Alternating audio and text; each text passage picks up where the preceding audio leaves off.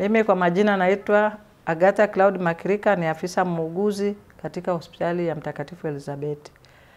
Leo nitazungumzia kuhusiana na sababu za upungufu wa damu kwa mtoto mchanga. Kwanza, kunakuwa na ukosefu wa chuma ya kutosha.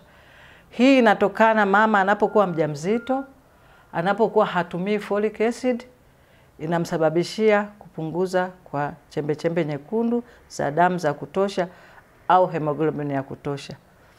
Pia mama anapokuwa hali vyakula vyenye virutubisho kama vile vya folic acid, kutumia vidonge au kutokutumia matunda au kula mboga ambazo zinasababisha kuongeza damu.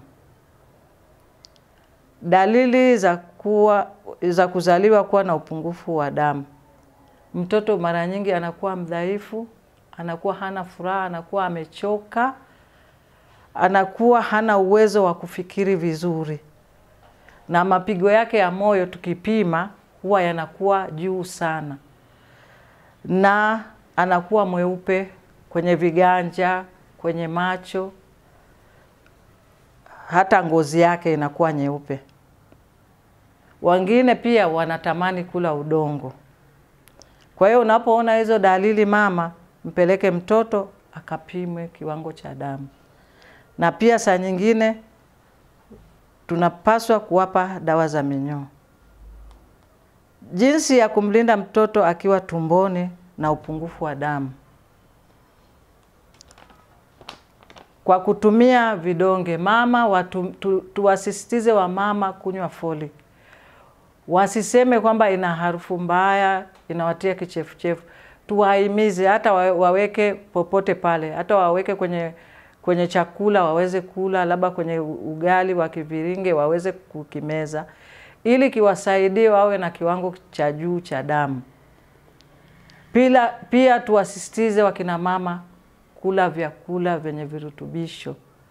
Wamama wanapaswa kula balanced diet, wanapaswa kula protini, wanapaswa kula vitamins ambazo zinasaidia kwenye mmeng'enyo ili chembe za damu ziweze kutengenezwa. Matibabu ya upungufu wa damu. Kwa mtoto mchanga, matumizi ya virutubisho ni muhimu sana. Huwa tunawapa syrup za kuongeza damu ili waweze kupata hivyo virutubisho. Pia tunawapatia dawa ili seli ziweze kutengeneza damu ya kutosha. Pia saa zingine ikibidi huwa tunawawekea damu, lakini hizo ni hatua za mwisho sana.